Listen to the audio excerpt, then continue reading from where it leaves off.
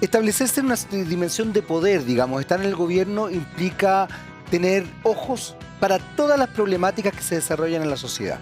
Y una de las problemáticas más complejas de un país como el nuestro es, o son, las adicciones en realidad. Hoy día vamos a estar hablando de una adicción que lamentablemente en nuestro país está absolutamente socializada, naturalizada. Me refiero al alcoholismo. Todos de una u otra manera hemos podido vivir algún momento complejo respecto a esto, o nos hemos emborrachado o hemos tenido, como se dice, un blackout. El alcoholismo es una problemática muy difícil de resolver y es una problemática que, como decía hace un rato, está absolutamente naturalizada.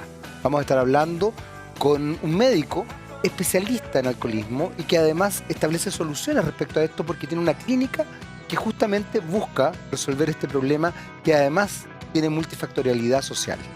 ¿Dónde vamos a hablar de eso? Acá, por supuesto, en Lo Personal es Político.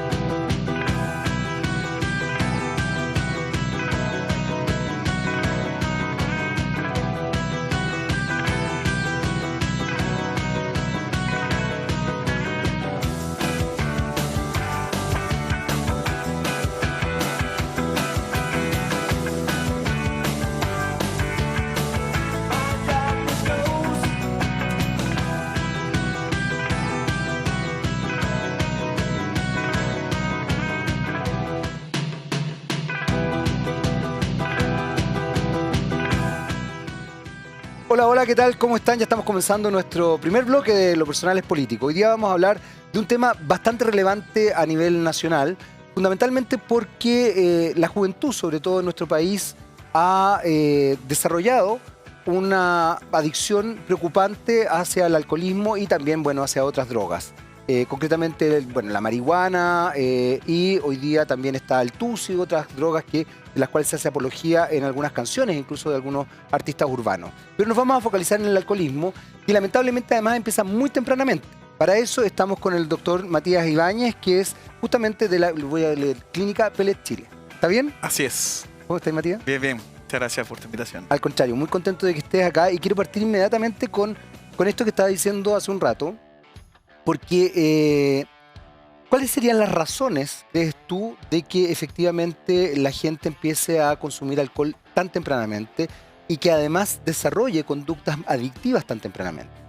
Sí, el alcohol en Chile lamentablemente tiene una connotación cultural muy grande. Entonces, es muy aceptado el consumo de alcohol en los jóvenes, en los niños, y eso hace que se involucren mientras más jóvenes las personas. Entonces, eso crea una dependencia aún mayor. ¿Por qué? Porque cuando uno es más niño, es decir, 12, 11 años, se está formando la personalidad. Entonces, evidentemente que todos estos factores hormonales, todos estos factores que uno secreta naturalmente, el alcohol hace que estos factores disminuyan su secreción y evidentemente puede provocar una adicción mucho mayor y más difícil de tratar.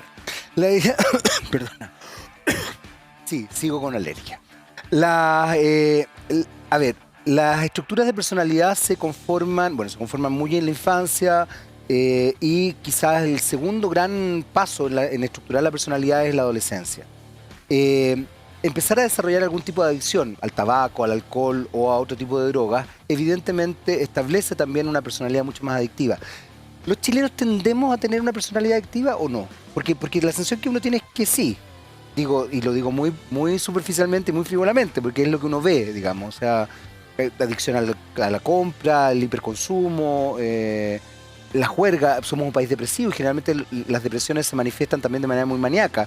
Y en ese sentido el alcohol puede ser un antidepresor, digamos, que te permite desinhibirte y vivir otro tipo de cosas, ¿no? Sí, o sea, claramente en nuestro país, por todo el contexto económico, capitalista que tenemos, neoliberal, eso hace que las personalidades que se forman son en ese contexto. Es decir, de mucha angustia, de mucha ansiedad, tratar de conseguir metas, generalmente son metas que muchas veces los pacientes son inalcanzables, se frustran y ahí van y buscan consuelo, por decirlo así, en este caso en el alcohol, en la droga.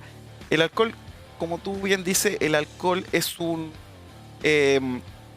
es un inhibidor de la vergüenza. O sea, yo consumo alcohol y muchas personas tienen más valor para enfrentarse a algunos tipos de situaciones. Y ese tipo de cosas hace que crear un tipo de adicción mucho mayor. Entonces, ¿qué quiere decir esto? Que nuestro sistema de sociedad provoca que este consumo sea tan excesivo. Ahora, si nosotros lo comparamos a nivel mundial, los grandes países capitalistas con un índice de desarrollo humano muy grande, por ejemplo, Lituania, todos los países eslovenos, Sí. hay un ejemplo claro que son países muy desarrollados con un sistema que es bastante capitalista, pero que más igualitario, pero paradójicamente tienen un consumo muy elevado de alcohol y podemos ver que también los índices de suicidio son muy altos. Lituania es un país ultra desarrollado con un índice de desarrollo humano muy alto, pero lamentablemente tiene el índice de suicidio más grande del mundo. O sea, y Chile, si lo vemos a nivel latinoamericano, es el segundo país más consumidor después de Argentina. Y nótese que nosotros consumimos solamente los fines de semana. O sea, lo que el promedio de este estudio que se hizo de la OMS evaluó a los pacientes en los 7 días se consumía, pero el chileno consume viernes, sábado y domingo.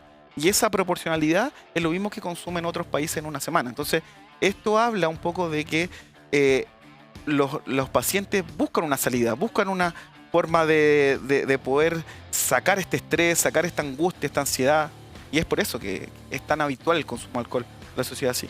Hay algo que a mí siempre me ha llamado la atención, Matías, y es que efectivamente las adicciones no son vistas como un problema en tanto la persona se establezca en dimensiones funcionales, sobre todo en lo económico. O sea, ¿qué quiero decir con esto? Si tú tienes plata para pagarte tus copetes, tienes plata para pagarte tus drogas, tienes plata para vivir en una casa, tienes plata para mantenerte, da lo mismo que seas un adicto. Yo eso lo he visto mucho.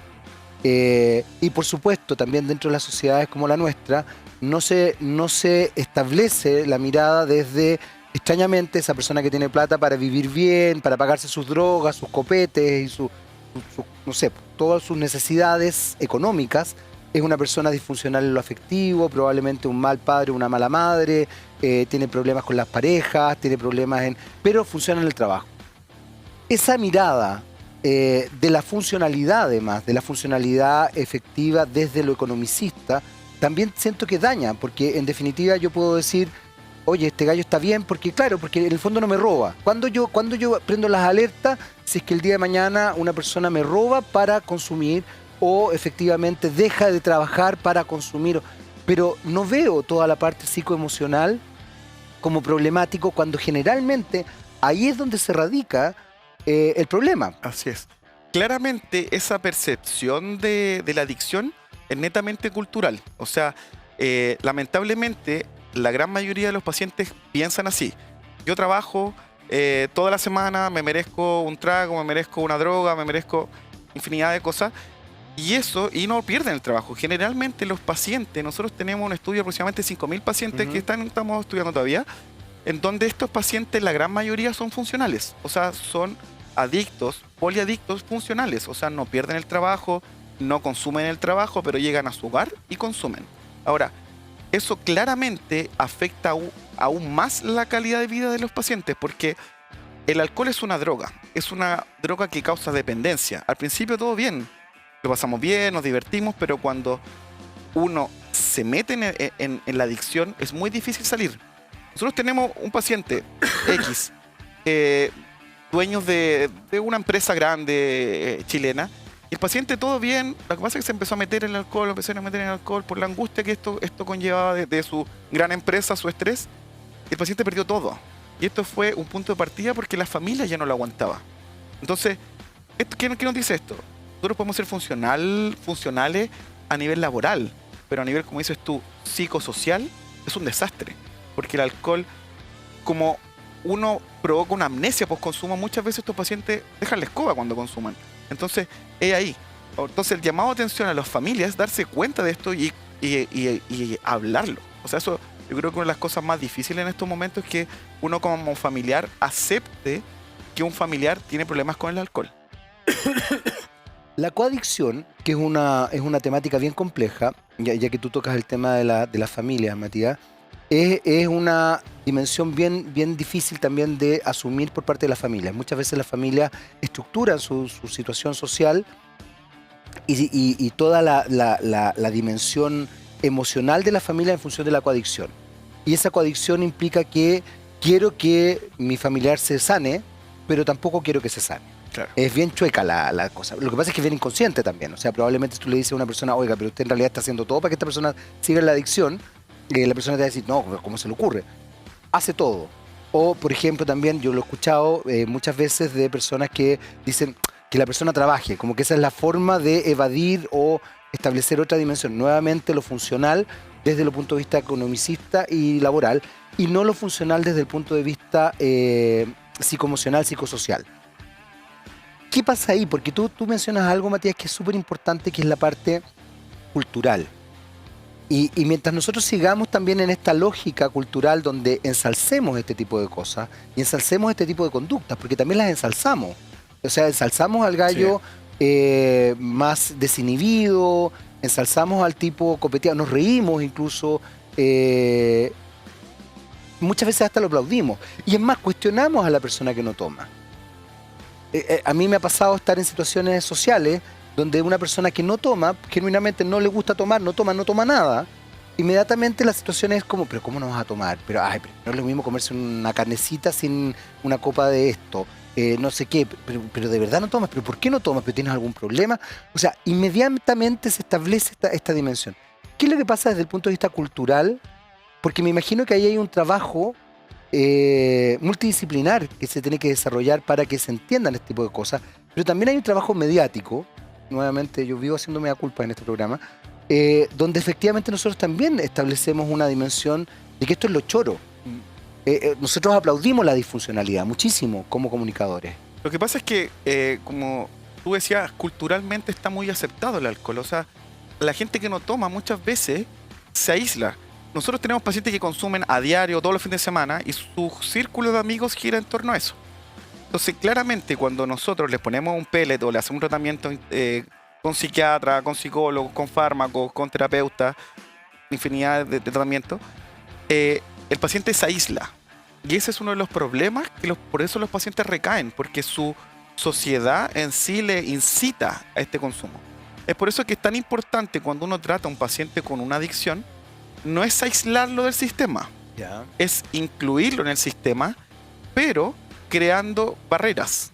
Eso es lo más importante. No ganamos nada provocando aislarlo, sacarlo de este sistema, y después va a costar mucho por integrarlo. Nuestro objetivo como médico, como tratante, es que este paciente deje de beber por un aspecto más bien psicológico, fisiológico. Eso se puede lograr. Lo que pasa es que es muy difícil.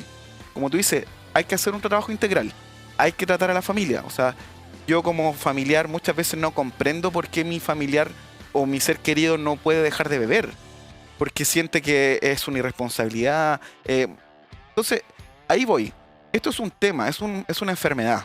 Así como la depresión, así como la diabetes, todo este tipo de cosas son una enfermedad. Lo que pasa es que socialmente es algo como vistoso, algo agradable, pero lamentablemente la línea de la patología y la normalidad es muy delgada. Cualquier paciente, tenga o no tenga genética de esto, puede caer en una adicción que sea irreversible. Es así de serio el tema. Por eso que las autoridades también hacen campañas sobre el alcohol, aunque no se ve mucho, porque también uno la evita. ¿Para qué? Para poder seguir consumiendo. Entonces ahí está. Si nosotros queremos realmente sanar a un paciente con problema de adicción, sí o sí hay que hacer un cambio integral, porque si no es imposible.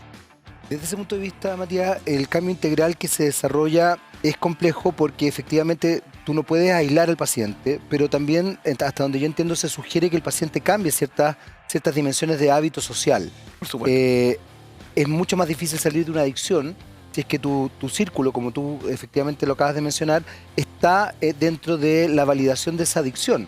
O sea, si yo soy alcohólico y en realidad mis dimensiones de entretención funcionan en torno a mis amigos también borrachos, igual que yo, y saliendo de juerga y estableciéndonos en esta dimensión, donde además pareciera ser que el alcoholismo es lo entretenido y lo otro es lo fome,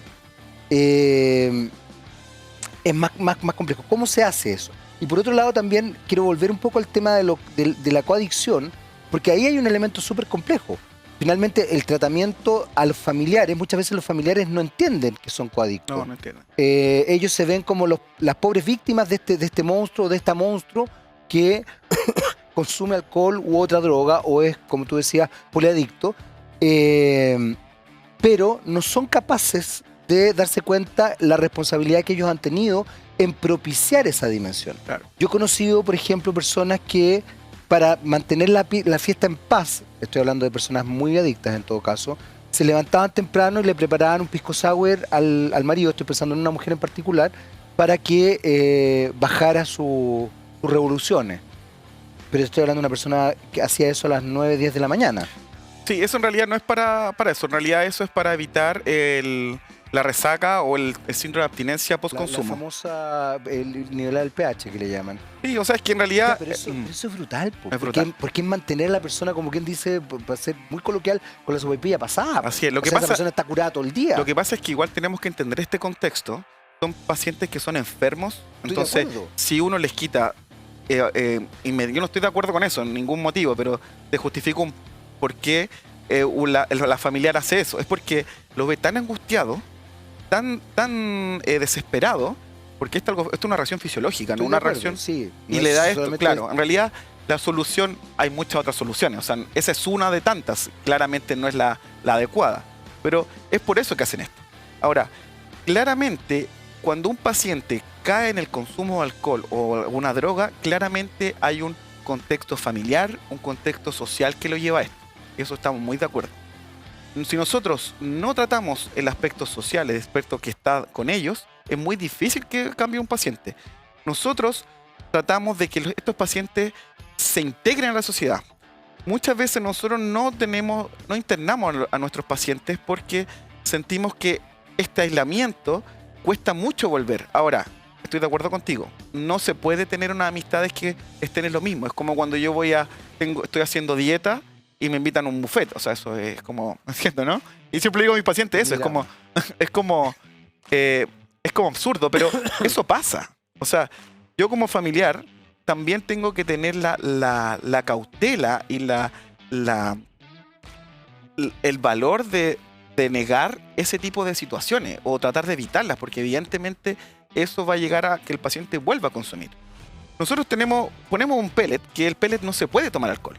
Entonces, cuando pasa esto, estos pacientes se angustian por no consumir alcohol. O sea, son 6, 8 meses que no pueden consumir alcohol. Entonces, imagínate, los sacan completamente de la sociedad, están en su casa aislados porque no hacen ninguna otra cosa. Entonces, ahí está la labor familiar, el ejercicio, la actividad física, el aspecto psicológico y todo lo que conlleva este tratamiento.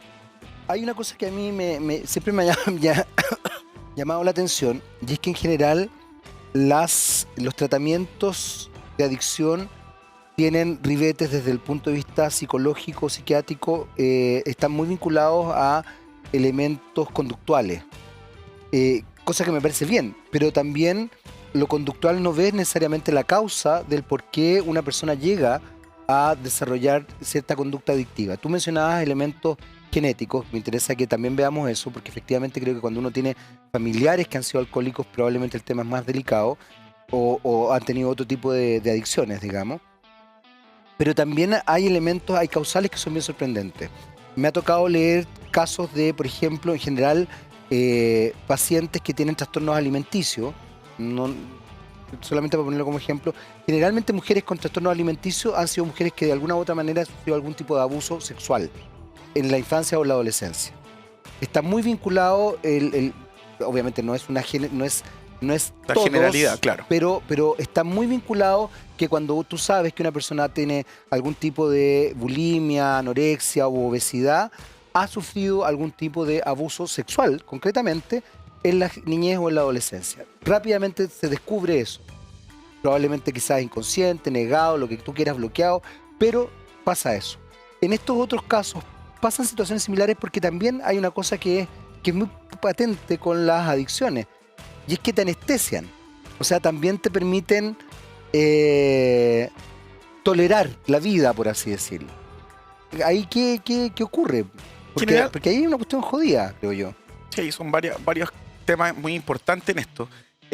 Generalmente los pacientes que llegan a consumir de forma extrema o excesivo alcohol o drogas, generalmente tienen traumas, quizás similar a lo que tú me mencionas, pero generalmente van asociados a cuadros depresivos. O sea, un paciente con depresión y consumidor de alcohol generalmente pueda provocar que tenga un consumo extremadamente patológico. Ahora, también hay casos muy puntuales. Por ejemplo, esto pasa mucho con algunas pacientes nuestras que llegan de su trabajo, se toman una copa de vino para relajarse y se duermen. Y esto lo hacen todos los días. Entonces llegan a casa, se toman una copa de vino. Después, al otro mes, se toman 2 copas de vino porque ya el efecto, como que era una especie de tolerancia al alcohol, se toman 2 copas de vino. Y así sucesivamente, y después se terminan tomando la botella entera. Y no tienen ninguna afectación depresiva, ni nada de este tipo de cosas. Entonces, ahí el tema. O sea, tenemos que tener cuidado porque podemos llegar a ese tipo de situaciones que ya en ese paciente, si uno no le quita la botella, no puede dormir. Entonces, así de complejo es la situación.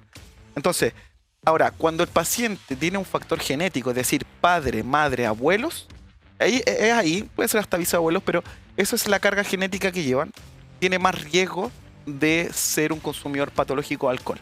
No todos, pero la gran mayoría, sobre el 70-60%, tiene un indicio y se va a saber que va a consumir alcohol. Tenemos que hacer una breve pausa. Quiero que después, en el próximo bloque nos metamos más también en saber cómo funciona el pellet y qué es lo que significa realmente ser alcohólico. O sea, cuáles son los márgenes, ¿ya?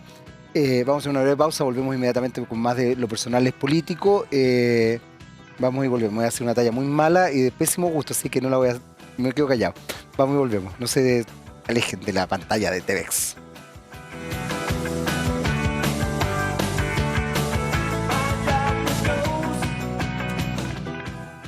Muy bien, ya estamos de vuelta en nuestro segundo bloque. Seguimos conversando con el doctor Matías Ibáñez de Clínica Pellet Chile. Y habíamos quedado con 2 temas pendientes. Uno, saber qué es lo que pasa con los pellets. Y lo otro, saber qué es lo que implica realmente, cuáles son los grados, en definitiva, de alcoholismo. Porque puede ser que efectivamente uno tenga quizás un grado de alcoholismo y no lo maneja, porque socialmente, como lo estábamos hablando hace un rato, está absolutamente vinculado a una normalidad. Tengan presente que la normalidad es solamente la estadística, la normalidad no necesariamente es normal, por si acaso. Matías. Bueno, mira, ¿cómo uno identificamos un paciente con consumo de alcohol patológico?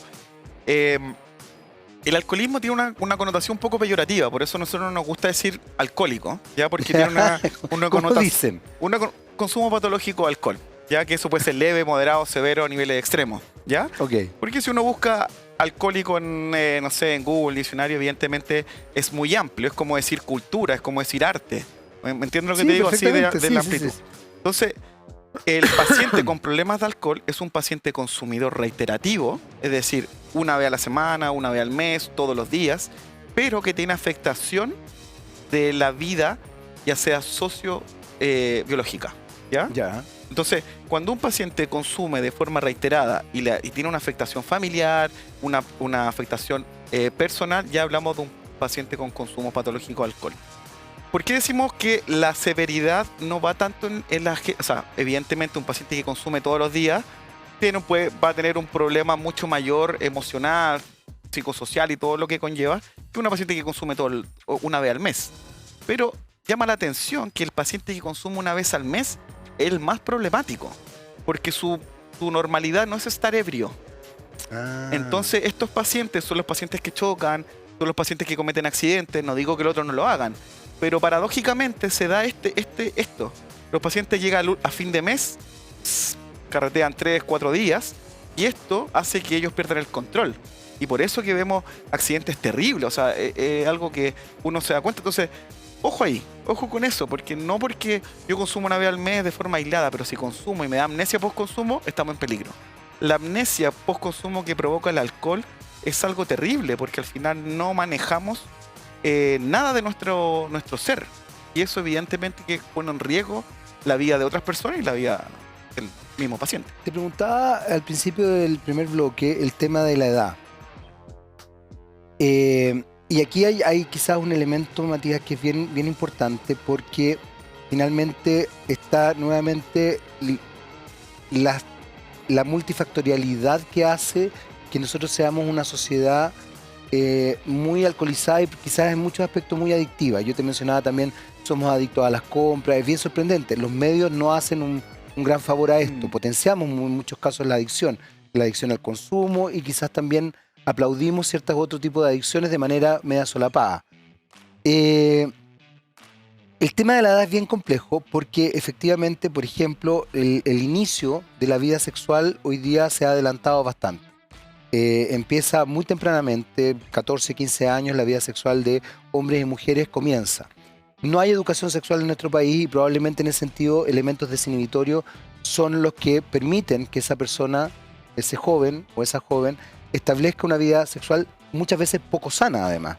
O sea, en vez de tener una sexualidad sana, más allá de empezarla tempranamente, hace una sexualidad insana y probablemente con disfunciones a largo y mediano plazo. El alcohol genera disfunciones eréctiles, genera otro tipo de cosas complejas, bueno, en general las drogas.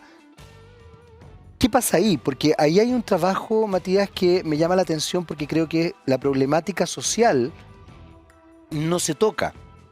Chile es un país que se ha negado, por ejemplo, a la educación sexual en forma constante, lo que conlleva otros problemas, desde embarazos adolescentes, abusos, no conocimiento del cuerpo, sexualidades pencas, malas, digamos, etcétera, etcétera, y probablemente frustraciones a largo, mediano plazo en la vida.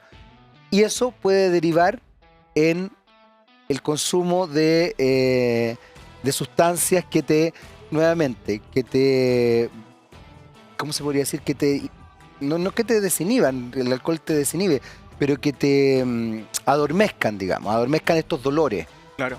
O sea, claro, se trabaja así, se logra ver toda esa complejidad que hay detrás social. Sí, por supuesto.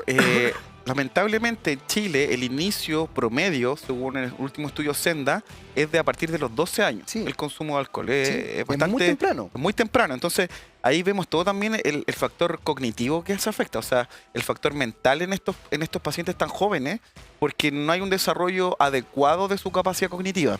Y esto va también en relación a que no hay una cultura adecuada. O sea, yo veo todo el día en la prensa o no sé, donde sea, publicidad sobre el alcohol como algo positivo, yo como niño voy a darme cuenta, voy a pensar, esto es positivo.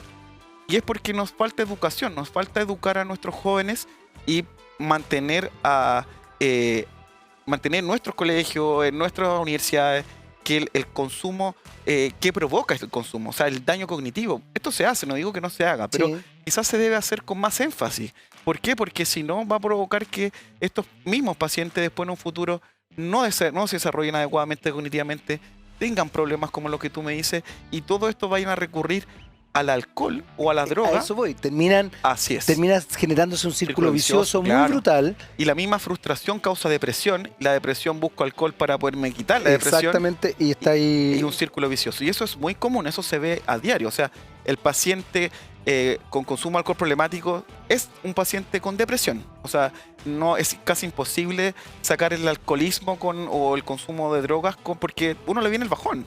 O sea, por eso que cuando un paciente tiene consumo de alcohol viene la depresión.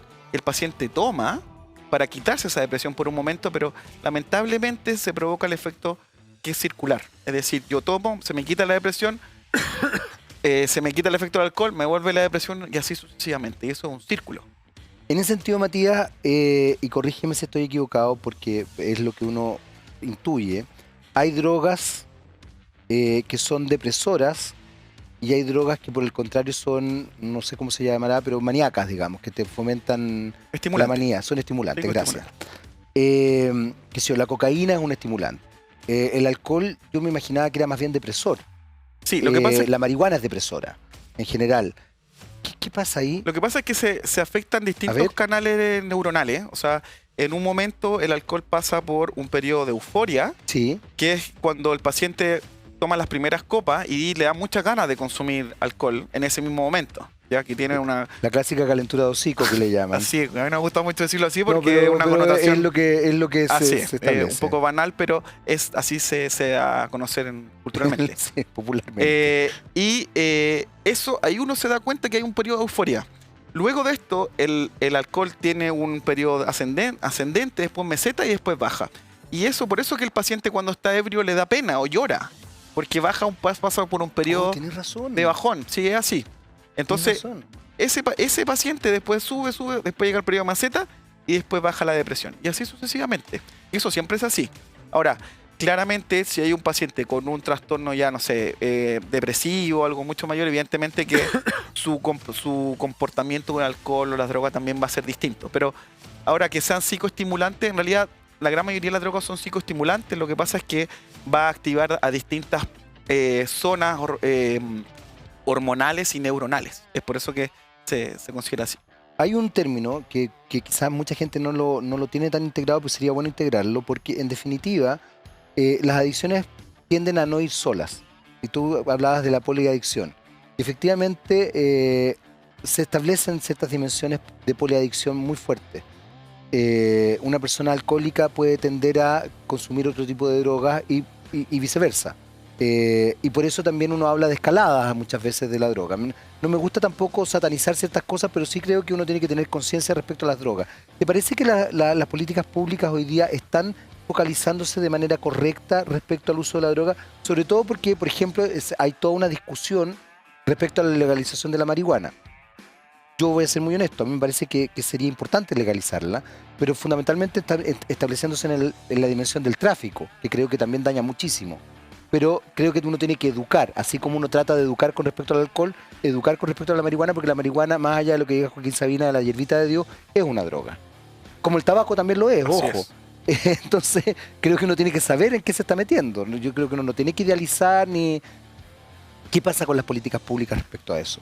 Las políticas públicas, o sea, esto es un problema muy grande, ¿eh? No solo en Chile, sino que a nivel mundial. Sí, claro. O sea, las políticas están enfocadas a prevenir accidentes de tránsito por consumo, pero no educar sobre qué cantidad consumir. Entonces, evidentemente que yo creo que hay que mejorarlas, de todas maneras. Yeah. Pero eso es día a día. O sea, yo creo que eso es un proceso que de a poco se va a ir dimensionando hasta que se encuentre el factor desencadenante de todos estos males. Ahora, claramente hay drogas que son muy distintas a otras. O sea, la marihuana en comparación con el alcohol o la cocaína, evidentemente que tienen efectos mucho más distintos, porque el alcohol y la cocaína, el tusi, la pasta base y todas estas drogas hacen un cambio de comportamiento bastante complejo en los pacientes, a diferencia de la marihuana.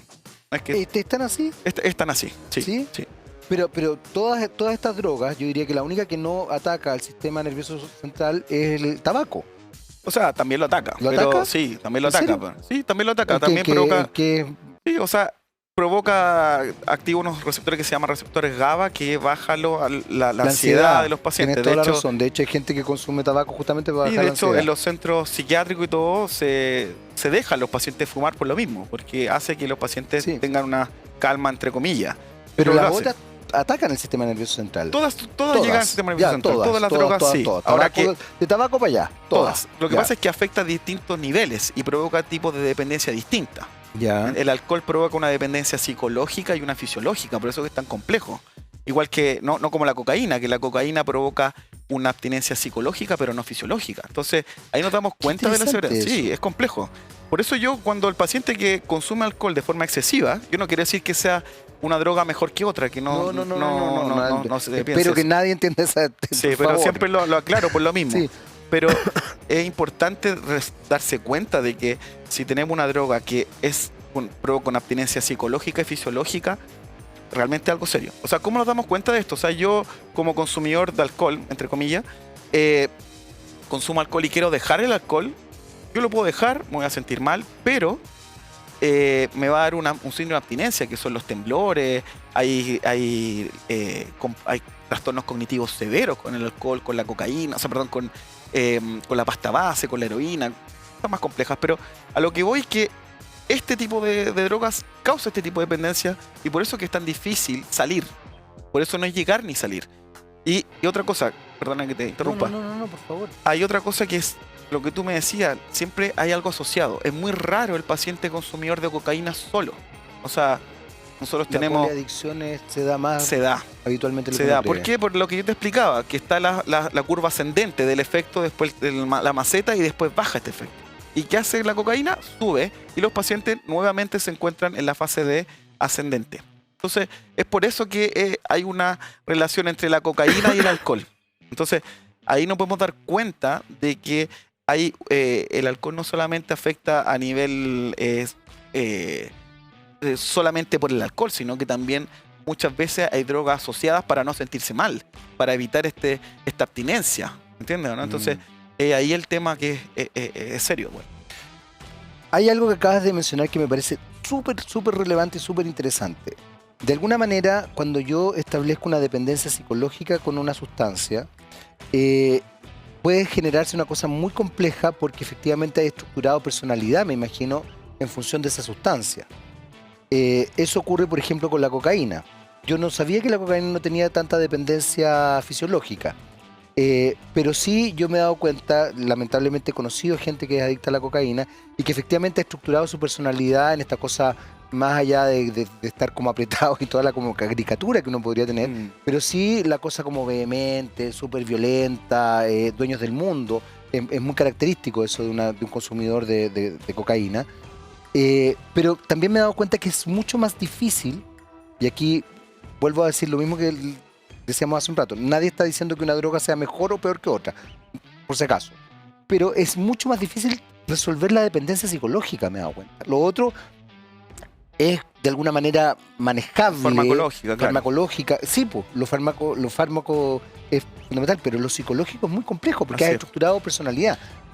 Por supuesto, y eso es lo que hablamos, que si yo estoy en una sociedad donde todo el mundo consume, donde mi sociedad en sí está inserta en un mundo de alegría por el alcohol, que al final no es así, pero yo psicológicamente me voy a sentir muy mal. Entonces, evidentemente que yo prefiero seguir bebiendo y seguir con mi vida. Ahí, Matías, hay una cosa que acabas de mencionar que creo que es muy relevante pensarla, por lo menos.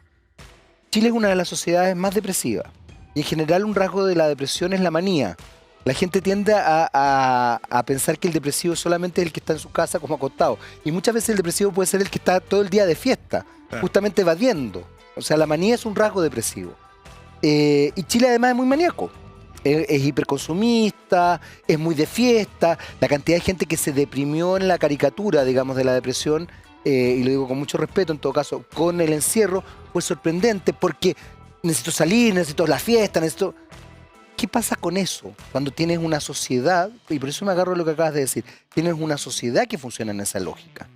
Claramente es un problema para nosotros como profesionales. Sí, claro. Es difícil poder dar a entender a los pacientes que la vida no gira en torno a eso, porque luchamos con toda una cultura etílica. Entonces, evidentemente que nosotros estamos atados de manos a eso, pero por eso tenemos que educar a los pacientes. No sacamos nada con poner un pellet o llevarlo al mejor psicólogo, al mejor psiquiatra, porque no vamos a tener muy buenos resultados si el paciente realmente no conoce su patología. Y ahí va todo de la mano. O sea, la educación en pacientes con problemas de adicción es muy importante. Lo que pasa es que uno trata de educarlo cuando ya están metidos en la droga.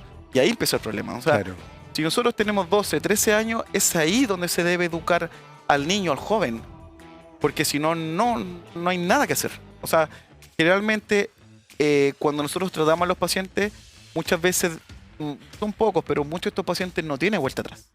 Y ahí el problema. Entonces, si nosotros no lo integramos en una sociedad que se dé cuenta de que el consumo de alcohol es maligno, es malo para la vida, lamentablemente no va a poder salir adelante. Ahí nuevamente las políticas públicas son muy importantes y me preocupa porque finalmente se establecen dimensiones de causa desde el Senado, incluso desde la Cámara, instancias que parecen ser como estandartes personales, más que pensar en cómo se estructura la sociedad. Yo te mencionaba hace un rato, yo estoy de acuerdo con la legalización de la marihuana, pero con miles de elementos que establezcan el porqué. Pensaba, por ejemplo, lo que ocurrió durante la depresión en Estados Unidos cuando estuvo la ley seca. La ley seca finalmente lo que potenció fue una mafia del alcohol y potenció el consumo. Por eso es que me parece que es importante cierta legalización de ciertas drogas, pero entendiendo y educando.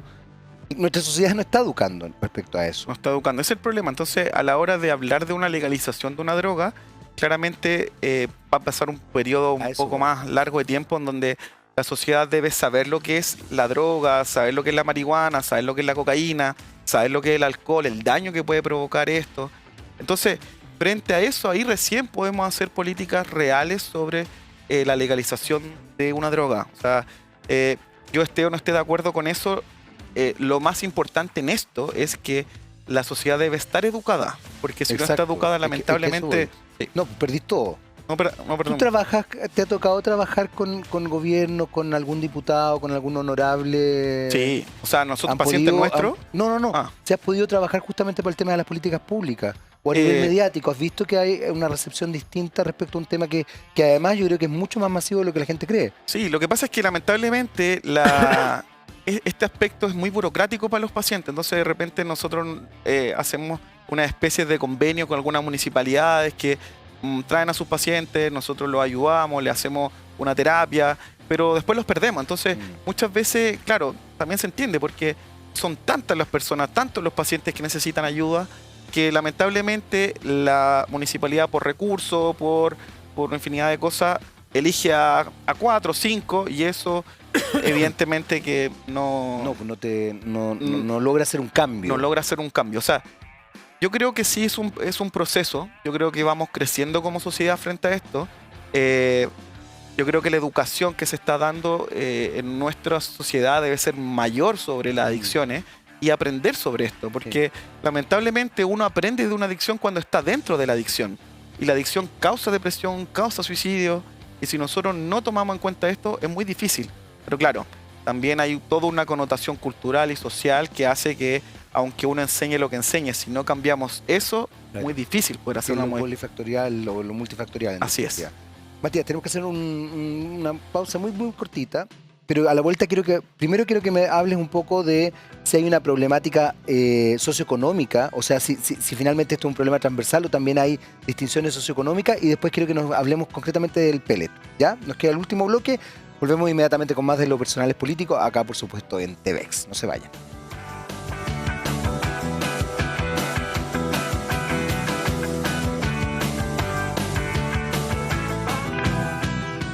Muy bien, ya estamos de vuelta aquí en Los Personales Políticos. Seguimos conversando con Matías Ibáñez, él es de la clínica Pellet Chile, y estamos hablando justamente de adicciones, concretamente de alcoholismo. Y yo le hacía una pregunta antes de irnos a la pausa, que tiene que ver con qué es lo que pasa con los aspectos socioeconómicos. En general tendemos también, dentro de todas las cosas que quizás tenemos que mejorar de nuestra sociedad, es establecer estas dimensiones medias clasistas y creer que las adicciones se dan o las permitimos en ciertos sectores, tengo la sensación, y en otros sectores no. ¿Es transversal, no es transversal? Efectivamente se dan en ciertos sectores. ¿Hay distinciones de adicciones dependiendo del sector socioeconómico en nuestro país?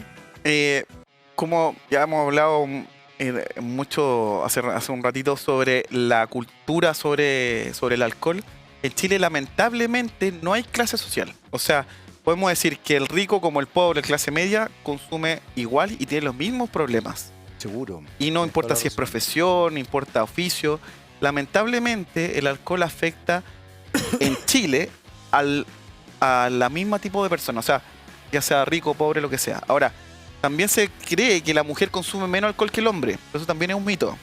Lamentablemente la mujer, aproximadamente en un último estudio, consume 48% mujeres, 52% hombres. Entonces ahí podemos ver que... Similar, sí, y en nuestra clínica también se ve. O sea, lamentablemente la mujer que consume tiene muchos más problemas porque generalmente tiene problemas familiares, se separa del marido y queda con su hijo, porque al final muchas veces son ellas las que se hacen cargo de su hijo, y ahí también hay todo problemas de género, claro, y también hay un daño psicológico, emocional al ver a la madre en estado de ebriedad o al padre en estado de ebriedad. Entonces claramente hay una afectación. No existe una clase social predominante en el consumo de alcohol. Evidentemente que hay un consumo de alcohol o de algunas drogas en específico que se consumen más en los platos. Élite o en claro, el más vulnerable. Pero en general el alcohol es totalmente transversal. O Qué sea, interesante lo que estás planteando del sesgo de género. Nos queda tan poco tiempo que te prometo que no quiero perderme cosas, pero efectivamente además yo tengo la sensación de que la adicción en la mujer, que yo creo que es un elemento cultural, se condena mucho más fuertemente que la adicción en el hombre. claro, Que se permite más el hombre adicción al hombre, alcohólico sí. o el hombre incluso adictivo, con algún tipo de adicción, que la mujer. Y por otro lado, es muy loco porque a la mujer se le exigen ciertos elementos desinhibitorios que muchas veces la obligan sumado también a lo que yo te decía hace un rato, yo conocía casos más en trastornos alimenticios, pero probablemente se dan ciertas instancias de abuso donde la mujer está mucho más permeable, lamentablemente, a ese tipo de cosas que la pueden llevar a adicciones. Entonces es interesante el sesgo de género ahí. No quiero dejar de preguntarte el tema de qué es lo que pasa con el pellet. ¿Cómo trabajan ustedes desde la clínica el tema de los pellets? Mira, el pellet es un fármaco que se llama disulfiram, que es un fármaco antiguo que generalmente se descubrió aproximadamente el año 70, 74, están los Ya. primeros estudios. Y este es un fármaco que lo que hace inhibe una enzima que tenemos en el hígado, por lo cual el alcohol que uno toma no lo puede procesar y eso provoca una reacción tóxica, ¿ya? Que lo vomito. Lo vomita, uno se enroncha, Ya. da una alergia compleja. Es decir, yo no puedo consumir alcohol con el pellet porque no se puede tomar. O sea, como que me traumo con la cuestión. Sí, no se puede tomar. O sea, Ya. ya hay pacientes, claramente hay pacientes que no tienen estas reacciones, pero sí pueden desarrollar un daño hepático severo, es decir, un daño al hígado que puede ser irreversible, Perfecto. como una hepatitis fulminante, una cirrosis alcohólica. Entonces, por eso que es tan importante que el paciente que se pone un pellet tenga la disciplina de no consumir alcohol, porque si toma, lamentablemente, le va a provocar esto. Ya, Igual, y ahí están los elementos multifactoriales con los que usted trabaja, me imagino, en la clínica. por supuesto, claro. Nosotros generalmente hacemos una evaluación médica previa al pellet, donde le pedimos exámenes de laboratorio a los pacientes, donde evaluamos su hígado, su riñón, su estado en general, y tiene una evaluación psicológica también, que la gran mayoría de los pacientes lo toma, en donde se evalúa si el paciente puede o no puede ponerse un pellet, ¿ya? El pellet es una incisión chiquitita de 2 a 3 milímetros, generalmente va a la región lateral o anterior del abdomen, y son 20, son como pastillitas de arroz, así es el pellet. Y estos se ponen a nivel subcutáneo, se hace una pequeña cirugía donde se pone, y esto queda en el cuerpo. Y esto dura alrededor de 4 o 6 meses, depende de la grabación propia de cada paciente. En ese sentido, Matías, ustedes trabajan en paralelo, me imagino, el pellet y van trabajando en paralelo, qué sé yo, elementos terapéuticos Así es.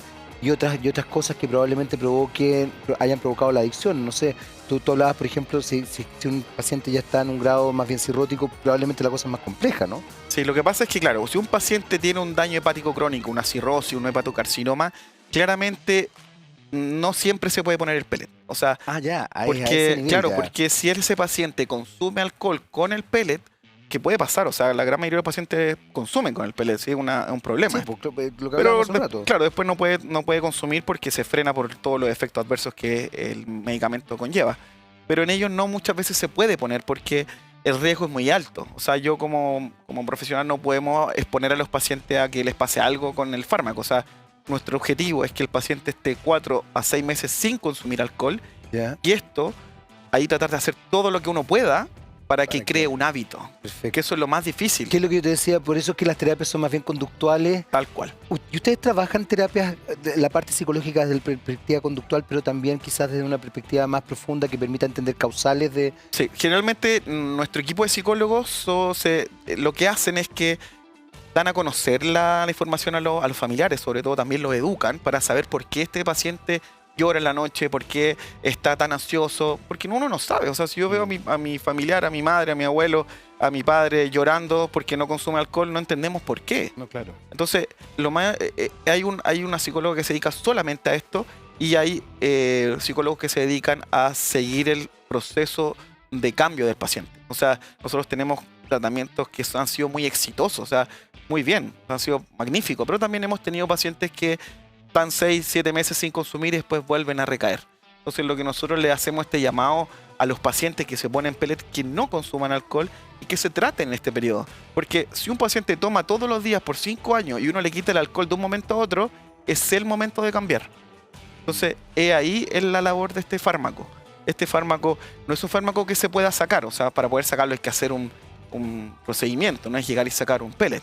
Entonces, cuando uno se pone un pellet es una responsabilidad ya sea de los familiares, de sus amigos. ¿Por qué? Porque yo no tengo que aislar a lo que hacen No, por muchos, lo que me decías tú. no tengo que aislarlo, muchos amigos reales, o sea, comparten, pero con él no lo aíslan, sino que lo integran. Y al principio es un tema el no consumir alcohol, pero cuando uno va a un lugar y dice que no consume alcohol, no es tema. O sea, eso al principio es así, Digamos. se respeta. Y si un amigo es real, evidentemente que eso va a seguir así. Por eso es importante, independientemente se pongan pellet o no, que un paciente que quiera dejar de consumir alcohol se acerque a clínicas como Pellet de Alcoholismo, a clínicas que lo ayuden para poder salir de esto. O sea, el alcohol nosotros sabemos el daño que puede provocar y el consumo de alcohol y todo el cuadro depresivo que esto puede provocar. Y evidentemente, mientras más rápido se detecte la adicción, mejores son los resultados. Nos queda re poco tiempo, pero me parece muy importante lo que tú estás planteando, porque en algún minuto, no recuerdo si en el primero o segundo bloque, hablaste de lo difícil que es también tener éxito en este tipo de tratamiento. ¿Cuál crees tú que sería la forma de empezar también a concientizar a la sociedad para que efectivamente se establezca una dimensión distinta? Yo creo que es muy difícil porque además el alcohol, como tú lo decías muy bien, es mundial, o sea, está masificado, pero para no caer en este tipo de cosas que además efectivamente dañan al individuo, a las familias, pero también dañan a la sociedad completa. O sea, un tipo que curado mata a alguien es brutal. ¿Qué pasa ahí?